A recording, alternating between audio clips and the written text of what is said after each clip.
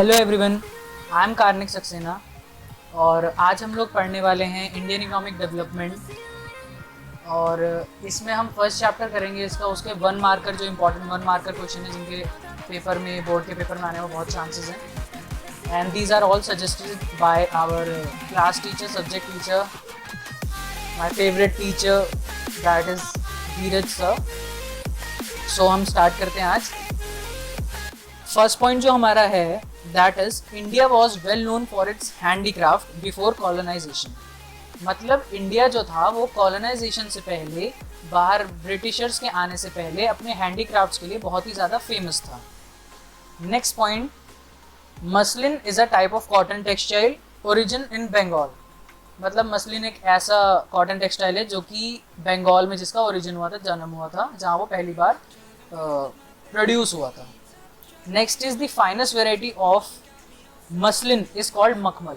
ये भी one marker के लिए बहुत इंपॉर्टेंट है कि जो फाइनेस्ट वेराइटी होती है इसकी कॉटन टेक्सटाइल जो मसलिन है बंगाल में जो प्रोड्यूस हुआ था पहली बार, उसकी जो फाइनेस्ट क्वालिटी होती है उसको हम कहते हैं मखमल। मखमल जो बाहर के लोग आते थे, जो भी फॉरेनर्स आते थे या जो हम लोग भी थे, वो मखमल को रॉयल्स का या फिर मलमल खास बोल के भी बुलाते थे। ये भी बहुत इंपॉर्टेंट है that it is also referred to as malmal shahi और malmal khas as it was worn by the royals. Next हमारा पॉइंट इसमें आता है that Britishers changed us into an exporter of raw material and importer of finished product good. मतलब Britishers ने हमें पूरी तरीके से एक इम्पोर्टर बना दिया था फिनिश प्रोडक्ट गुड्स का, जो कि ब्रिटिशर्स से ही होते थे, और हमारे जो भी रॉ मटेरियल होते थे चीप दामों में वो एक्सपोर्ट करके ले जाते थे। मतलब देवर वो हमें खाली कर रहे थे हमारी कंट्री को।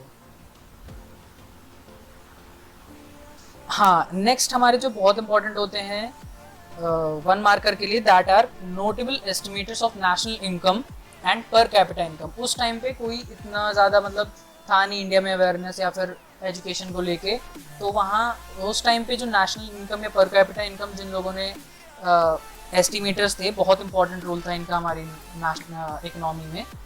That were Dadabhai Naoroji, William Digby, Findlay Shirras, VKRV Rao and RC Desai. These are most very important contributors of to per capita income to calculate it. Next है 85% of population lived in villages and derived livelihood directly or indirectly from agriculture. उस time पे 85% जो population थी वो पूरी की पूरी हमारे या तो एग्रीकल्चर से कनेक्टेड थी डायरेक्टली या इनडायरेक्टली। मतलब डायरेक्टली तो खेती बाड़ी सीधी बात हो गई, इनडायरेक्टली में क्या आएगा कि कोई बंदा कोई धान है या कुछ है, गेहूँ वगैरह, उसको साफ करता है, तो वो खेती तो नहीं कर रहा है, डायरेक्टली तो नहीं कनेक्टेड है, बट इनडायरेक्टली उसका लाइवलीहुड उसी से चल रहा है। अगर गेहूँ प्रोड्यूस होगा तभी वो उसकी सफाई करेगा और तभी उसे सफाई करने के पैसे मिलेंगे। Next point is the agriculture sector was stagnant because of various land settlement system that were introduced by the colonial government. Agriculture system जो था, जो कि हमारा मोस्ट इम्पॉर्टेंट, सबसे ज़्यादा बड़ा हमारा सेक्टर था, जो कि जिससे हमारी पॉपुलेशन 85% पॉपुलेशन जो वर्किंग पॉपुलेशन थी वो उसी में काम करती थी, वही स्टैग्नेंट था। और सबकी तो बात ही छोड़ो, वही स्टैग्नेंट था। और वो क्यों था? क्योंकि ब्रिटिशर्स ने बहुत ही तरह तरह की लैंड सेटलमेंट पॉलिसीज़ अलग अलग जगहों पे लगा दी थी जहाँ से उनको अच्छा मुनाफा मिलता। एक इसमें बहुत इम्पॉर्टेंट सिस्टम है जो भी वन मार्कर में बहुत बार आ चुका है, that is zamindari system. Zamindari system क्या होता है? Zamindari system was a system where the profits from cultivation were taken by zamindars and further transferred some particular amount to the British government, failing which they would lose their rights. अब zamindari system में क्या था कि हर land का, हर एक area का जितने भी लैंड्स हैं उसमें जितने भी फार्मर्स हैं, वो उसकी ओनरशिप, उसकी राइट दे दी गई ज़मींदार को। अब ज़मींदार को उस पर कल्टीवेशन कराना है, वो की जो किराए पे देनी है, कुछ भी करना है, और एक पर्टिकुलर सम ऑफ मनी, एक पर्टिकुलर अमाउंट एंड में जाके ब्रिटिशर्स को देना है। उसे वो देना ही है कुछ ना कुछ, चाहे सूखा पड़ जाए, अकाल आ जाए, आग लग जाए, उसे कोई मतलब नहीं, उसे वो देना पड़ेगा। और अगर वो नहीं देगा तो उसके सारे राइट्स खत्म हो जाएंगे, वो जमींदार खत्म और दूसरा जमींदार वहां लाया जाएगा, क्योंकि वो अपनी वो लोग कहते थे क्योंकि वो अपनी पूरी तरीके से जो रिस्पॉन्सिबिलिटीज हैं उनको पूरा नहीं कर पा रहा है। इस वजह से जमींदार के ऊपर इतना प्रेशर होता था, तो वो अपने से नीचे वालों के ऊपर उससे ट्रिपल प्रेशर बनाता था, उनसे जितना चाहे उतना कर वसूल कर सकता था, दैट इज टैक्सेस। टैक्सेस तो नहीं बोलेंगे हम इसको, क्योंकि उसके बदले में वो कोई काम नहीं कराते थे। टैक्सेस वो होते हैं जो हम देते हैं किसी गुड्स या किसी सर्विस के ऊपर जो हमें मिलती है, बट इसमें तो हमें कुछ मिल ही नहीं रहा था। They did nothing for the development of the farmer, farmers के डेवलपमेंट के लिए उन्होंने कुछ नहीं करा। They only needed the rent regardless of the economic background of the farmer, उनको अपने रेंट से मतलब था, रिगार्डलेस इसके कि उनका जो फार्मर है जो उनकी लैंड पे कल्टीवेशन कर रहा है वो क्या खा रहा है पी रहा है, उसकी इकोनॉमिक बैकग्राउंड कैसा है, फाइनेंशियली सब ठीक है या नहीं, उनको उससे कोई मतलब नहीं था। उनको सिर्फ अपना पैसा चाहिए, क्योंकि उन्हें ऊपर देना है ब्रिटिशर्स को, वरना उनके राइट्स खत्म हो जाएंगे, मौज की जिंदगी खत्म हो जाएगी। नेक्स्ट है टिस्को। टिस्को आप सबको पता ही होगा। टिस्को इंट्रोड्यूस कब हुआ था ये इंपॉर्टेंट है, दैट इज 1907 को ये इंट्रोड्यूस हुआ था। India was an exporter of raw material like raw silk, cotton, wool, sugar, Indigo, jute etcetera. ये अभी हम डिस्कस कर ही चुके हैं कि इंडिया को एक एक्सपोर्टर बना के रख दिया गया था।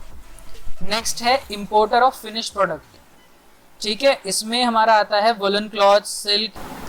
नेक्स्ट पॉइंट इसमें आता है हमारा India imported finish product that are woollen cloth, silk, मतलब उसी सब चीज़ों को जो हमने दिया है उसी का हम फिनिश प्रोडक्ट खरीदना पड़ता था हमें ब्रिटिशर से, क्योंकि हम लोग यहाँ बनाते नहीं थे। बहुत रीजन हैं इसके, वो आप डीप में पढ़ोगे तो ठीक है, लेकिन अभी हम वर्ड मार्कर में फोकस करते हैं।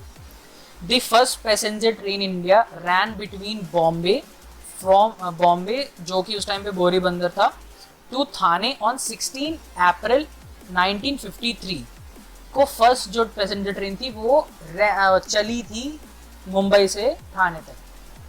और ये इंट्रोड्यूस कब हुई थी 1950 में। 1950 में रेलवेज इंडिया में इंट्रोड्यूस हो गई थी, इसको बनने में और चलने में फाइनली 1853 लग गया था साल। नेक्स्ट हमारा पॉइंट है low output per hectare of land is called low productivity.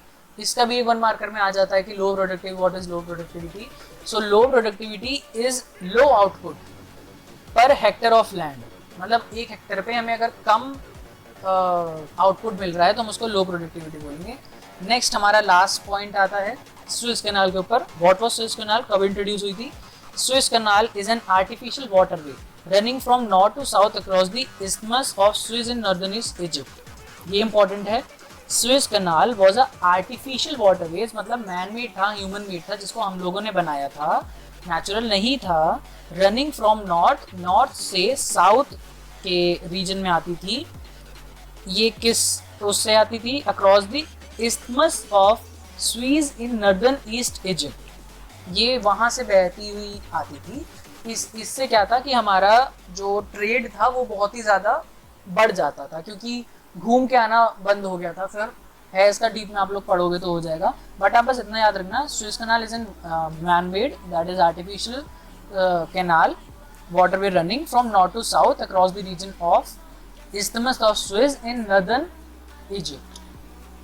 Okay, so this is all for today.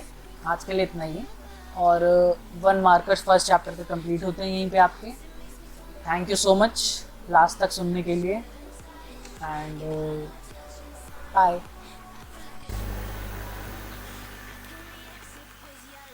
ये हमारे कुछ पॉइंट रह गए थे, दूसरी पेज पे थे तो मैं पढ़ नहीं पाया था।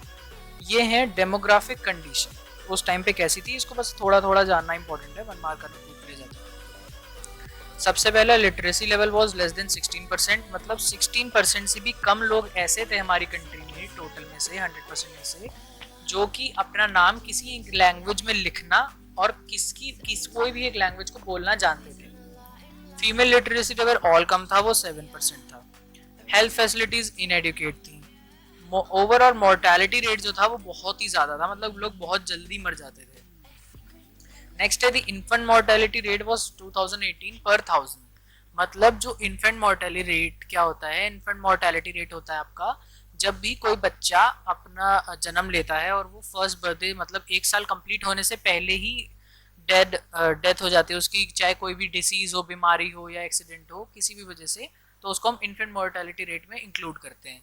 तो उस टाइम में हर 1000 बच्चों में से 2000 बच्चे जो होते थे वो मर जाते थे फर्स्ट बर्थडे कंप्लीट करने से पहले। जो ओवरऑल मोर्टेलिटी रेट था हमारी कंट्री का वो 40% था। लाइफ एक्सपेक्टेंसी मतलब एक आदमी या औरत कितने अपने लाइफ के ईयर्स को जीता था एवरेज, वो था 44 ईयर्स। एक्सपेक्टेंसी मतलब एवरेज इतना ही था। पॉवर्टी बहुत ज़्यादा थी। नेक्स्ट हमारा आ जाता है इसमें important one marker that Tata airlines कब इंट्रोड्यूस हुई थी। Tata airlines were established in 1932। Next हमारा the expensive system of electric telegraph served the purpose of maintaining law and order. Expensive system था इलेक्ट्रिक टेलीग्राफ का जो सिर्फ और सिर्फ मेंटेनिंग लॉ एंड ऑर्डर के लिए यूज करा जाता था। पहले तो बहुत ज़्यादा एक्सपेंसिव था, तो जब फ़ोन वगैरह नहीं होते थे उस ज़माने में, तब की बात है, तो तब ये लगता था और सिर्फ लॉ एंड ऑर्डर को अपना जो पर्पस है वो सर्व करता था। Thank you once again.